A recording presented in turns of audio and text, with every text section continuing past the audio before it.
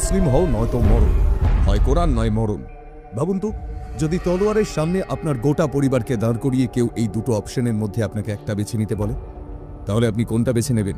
আগে হ্যাঁ, আজ থেকে ঠিক ৮০ বছর আগে এই দুটো অপশন ছিল বাঙালি হিন্দুদের সামনে।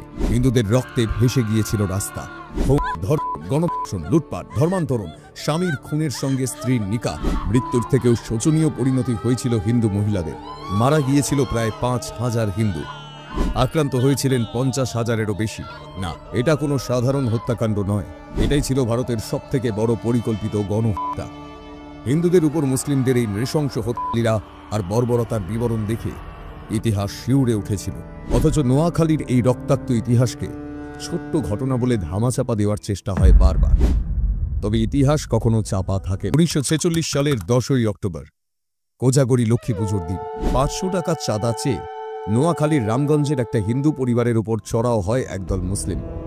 টাকা না দিলে বাড়ির সবাইকে খুন করা হবে। প্রাণে বাঁচতে ভয় টাকাটা দিয়ে দেয় ওই পরিবার। টাকা পেয়ে চলেও যায় ওরা, কিন্তু এর কিছুক্ষণ পর আবার ফিরে আসে ওরা, সঙ্গে বিরাট দলবল।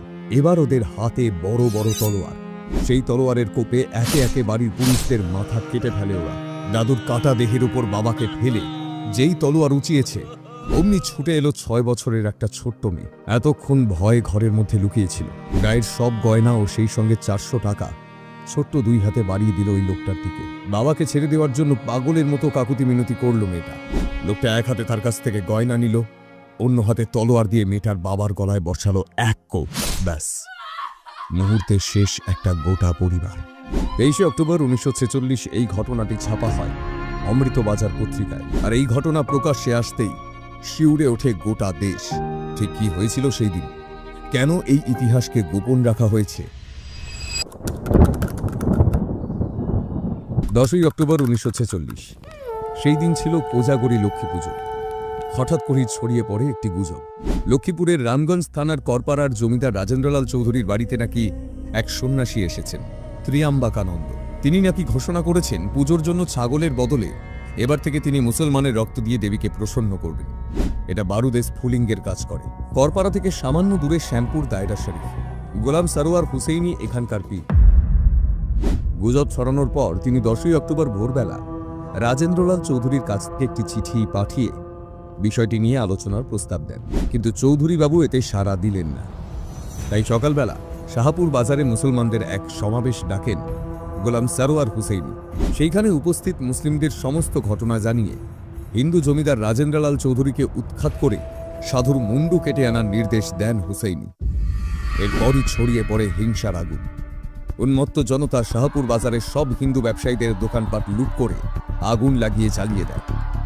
রামগঞ্জ আর ১০ঘড়িয়া বাজার লুট করা হয়।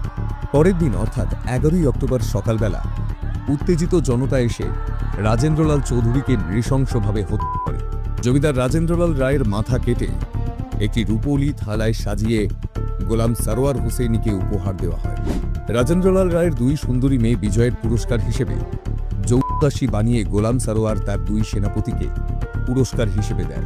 মুসলিমদের উপর একটি দল নোয়াখালীর ডিস্ট্রিক্ট বারের সভাপতি সুরেন্দ্রনাথ বোসের বাড়ি আক্রমণ করে। তাকে অত্যন্ত নিষ্ঠুরভাবে হত্যা করা হয়। তার বাড়িতে আগুন ধরিয়ে দেওয়া হয়। বাড়ির প্রত্যেকেই আগুনে জ্যান্ত দগ্ধ হয়ে মারা যায়। যারা কোনো ক্রমে বাড়ি থেকে বেরিয়ে আসতে পেরেছিল তাদেরও কুপিয়ে হত্যা করা হয়। এই ঘটনার কথা ছড়িয়ে পড়লে নোয়াখালী জেলার রায়পুর, রামগঞ্জ, বেগমগঞ্জ, লক্ষ্মীপুর, ছাগলনাইয়া আর পার্শ্ববর্তী ত্রিপুরা জেলার চাঁদপুর, চৌদ্দগ্রাম, হাজীগঞ্জ, ফরিদগঞ্জ এবং লাকসাম থানার বিশাল এলাকার আইন শৃঙ্খলা পরিস্থিতি নিয়ন্ত্রণের বাইরে চলে যায়। ধারালো অস্ত্র হাতে গ্রামে গ্রামে ঢুকে হিন্দুদের উপর ঝাঁপিয়ে পড়ে মুসলিমরা। আগুন লাগিয়ে পুড়িয়ে দেওয়া হয় হিন্দুদের ঘরবাড়ি। চলে লুটপাট। বাবা, মা, বউ, সন্তানের সামনেই হিন্দু পুরুষদের কেটে কেটে খুন করা হয়। হিন্দু মেয়েদের তুলে নিয়ে গিয়ে ধর্ষণ করে সম্পত্তি লুটে নেওয়া হয়। ভেঙে ফেলা হয় হিন্দু মন্দির আর ভগবানের মূর্তি। পুড়িয়ে ফেলা হয় গীতা, রামায়ণ, বেদ, পুরাণ। নোয়াখালীকে দার উল ইসলামে অর্থাৎ ইসলামের ভূমিতে পরিণত করার জন্য সেখানে সব হিন্দুদের ইসলাম ধর্ম গ্রহণ করতে বাধ্য করা হয়।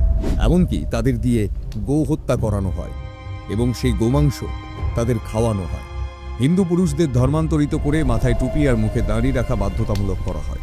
মুসলিমরা ধর্মান্তরিত হিন্দুদের বাড়ি টহল দেওয়া শুরু করে, আর গ্রামের মৌলবীরা বাড়ি বাড়ি গিয়ে ইসলামিক শিক্ষা নিতে বাধ্য করে। হিন্দু পুরুষদেরকে জোর করে মসজিদে নিয়ে গিয়ে নামাজ পড়ানো হয়। হিন্দুদের বাধ্য করা হয় গরুর মাংস খেতে। ধর্মান্তরিত হিন্দুদের আরবি নামে নতুন নামকরণ হয়। চৌধুরী, ঠাকুর, মৌলভী প্রভৃতি খেতাব বংশমর্যাদা ও উচ্চ বর্ণের পরিচয় হিসেবে নামের শেষে যুক্ত করার অনুমতি দিত মুসলমানরা। নামকরণের পরই হিন্দুদের বাধ্য করা হতো গোশত খেতে আর কলমা পড়তে। কিন্তু এত করেও খাঁটি মুসলমান হওয়া সম্পূর্ণ হতো না যতক্ষণ না ধর্মান্তরিত হিন্দুদের বাড়ির মেয়েকে মুসলমানরা বিয়ে করত। হিন্দুরা যে মুসলমান হয়ে গেছে এটা প্রমাণ করাই ছিল এই বিয়ের উদ্দেশ্য। ধর্মান্তরিত হিন্দুদের মুসলিমদের কথা মতো চলতে হতো। কখনো গ্রামের বাইরে যেতে হলে স্থানীয় মুসলিম নেতাদের অনুমতি নিতে হতো। নোয়াখালী গণহত্যায় হিন্দু পুরুষদের যা অত্যাচার করা হয় তার থেকেও কয়েক গুণ বেশি অত্যাচার করা হয় হিন্দু মহিলাদের। কিভাবে হিন্দু মেয়েদের নির্যাতন করা হতো? হিন্দু মহিলারা ছিল মুসলিমদের সফট টার্গেট। সরকারি রিপোর্ট অনুযায়ী নোয়াখালীতে এই সময় 200 থেকে 300 মেয়েকে অপহরণ করা হয়।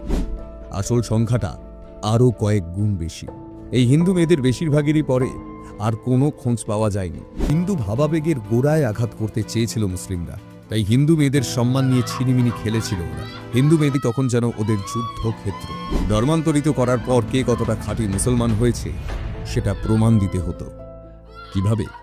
মুরব্বীদের যৌন শোক দিয়ে। তাই মুসলমানদের ধারণা ছিল হিন্দু নারীকে অপমান করতে পারলেই হিন্দু ধর্মকে আঘাত করা যাবে। হিন্দু মহিলাদের প্রথমে মাটিতে চিৎ করে শোয়ানো হতো, তারপর পায়ের বুড়ো আঙুল দিয়ে সিঁথির সিঁদুর মুছে দিত মুসলিমরা। ভেঙে দেওয়া হতো শাঁখা পলা। তারপর মেয়েটির স্বামী সন্তানকে হত্যা করে ওই মহিলাদের জোর করে ধর্মান্তরিত করে বিয়ে করত মুসলিমরা। প্রায় 50 থেকে 75 হাজার এইরকম হতভাগ্য মহিলাকে কুমিল্লা, চাঁদপুর, আগরতলা ও অন্যান্য জায়গা থেকে পরে উদ্ধার করা হয়। 10ই অক্টোবর নোয়াখালীর ওই ঘটনা আসলে ছিল 2 মাস আগে 16ই আগস্ট ডিরেক্ট অ্যাকশন ডের পরিণাম। কি হয়েছিল সেই দিন? মুসলিমদের জন্য আলাদা দেশ পাকিস্তান গড়ার দাবিতে 16ই আগস্ট বাংলার ডিরেক্ট অ্যাকশন ডের ডাক দিয়েছিলেন মুসলিম লীগ নেতা মোহাম্মদ আলী জিন্না। ঠিক কি হয়েছিল ডিরেক্ট অ্যাকশন ডেতে? কলকাতাকে পাকিস্তান বানানোর জন্য যুদ্ধে নেমেছিল মুসলিম লীগের গুন্ডারা। হিন্দুদের কেটে শেষ করতে অস্ত্র হাতে রাস্তায় নেমেছিল কয়েকশো মুসলিম। টানা 3 দিন কলকাতা জুড়ে চলেছিল এক ভয়ঙ্কর তাণ্ডব লীলা। হিন্দুদের রক্তে ভেসে গিয়েছিল কলকাতার রাস্তা। মাত্র 72 ঘন্টার মধ্যে কেটে ফেলা হয়েছিল 4000 জনকে। আহত হয়েছিলেন 10,000 জন। বাড়ি ছেড়ে পালিয়েছিল প্রায় 1.5 লাখ মানুষ। গোটা কলকাতা তখন মৃতের স্তূপ। কলকাতার আকাশে তখন চক্কর কাটছে হাজার হাজার চিল আর শকুন। 2 দিন মার খেয়ে মুসলিমদের বিরুদ্ধে রুখে দাঁড়ায় হিন্দুরা। নেতৃত্ব দেন গোপাল পাঁঠা। একজন হিন্দুর বিনিময়ে 10 জন মুসলিমকে কোটা করেন গোপাল পাঁঠা। আর মুসলিম লীগের কলকাতা দখলের স্বপ্ন ধ্বংস হয়ে যায়। কিন্তু স্বপ্নভঙ্গের এই যন্ত্রণা মুসলিম লীগ কিছুতেই ভুলতে পারল না। হিন্দুদের উচিত শিক্ষা দিতে শুরু হলো নতুন অভিযান। মুসলিম লীগ এবার প্রথম থেকেই সচেতন ছিল যেন কলকাতার ঘটনার পুনরাবৃত্তি না হয়। প্রতিরোধ তো দূরের কথা, হিন্দুরা যেন পালানোর সুযোগ না পায়। আর এর জন্য বেছে নেওয়া হয় নোয়াখালীকে। পূর্ব বাংলার এই জেলাটিতে হিন্দুরা ছিল সংখ্যালঘু। মোট জনসংখ্যার মাত্র 18.6% হিন্দু, বাকি 81.4% মুসলমান। তাই কলকাতায় ব্যর্থতার পর পাকিস্তান বানানোর দ্বিতীয় এক্সপেরিমেন্টের জন্য নোয়াখালীকেই বেছে নেওয়া হয়। শুরু হয় অপারেশন নোয়াখালী। নোয়াখালীর এই গণহত্যার মাস্টার মাইন্ড ছিলেন পীর গোলাম সারোয়ার হুসেইন।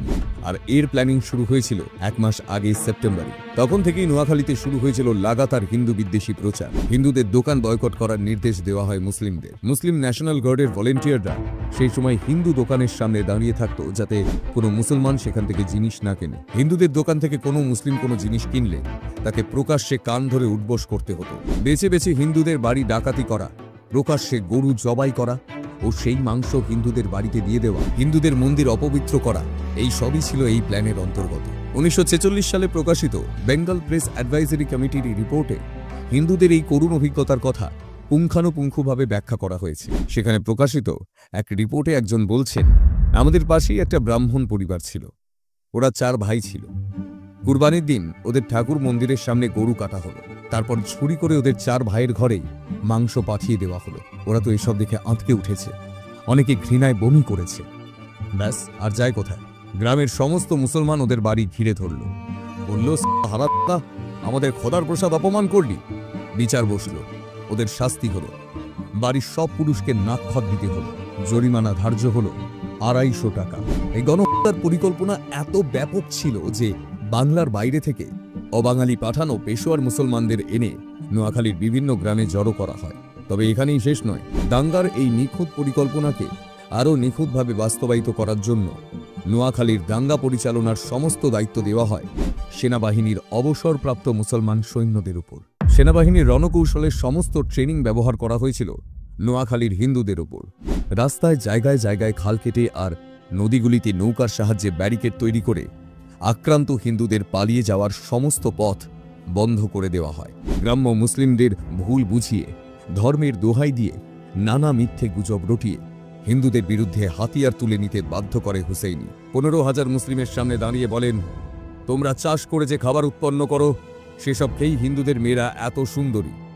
আমাদের মেয়েরা অসুস্থ হলে হিন্দু ডাক্তাররা আমাদের মেয়েদের গায়ে হাত দেয়, ওদের হাত কেটে ফেলে দাও। গ্রামে গ্রামে ঘুরে ঘুরে প্রচার করা হয় কায়ামতের দিন আসছে, সব বিধর্মীদের খতম অথবা ইসলামে ধর্মান্তর করতে না পারলে পৃথিবী ধ্বংস হয়ে যাবে।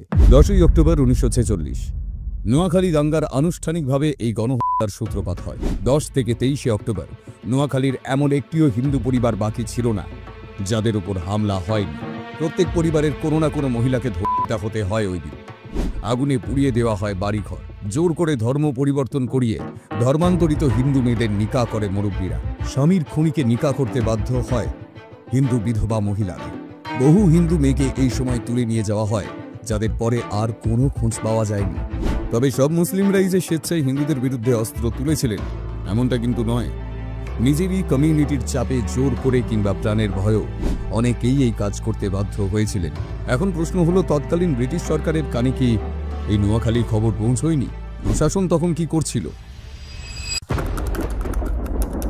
হ্যাঁ, ব্রিটিশ সরকারের কাছে পৌঁছেছিল এই খবর, কিন্তু ব্রিটিশরা দাঙ্গা থামাতে কোনো কিছুই করেনি, বরং নীরব থেকে দাঙ্গা ছড়াতে উস্কানি দিয়েছিল। আর কংগ্রেস, মহাত্মা গান্ধী, তারা তখন ব্রিটিশদের সঙ্গে আলোচনায় ব্যস্ত।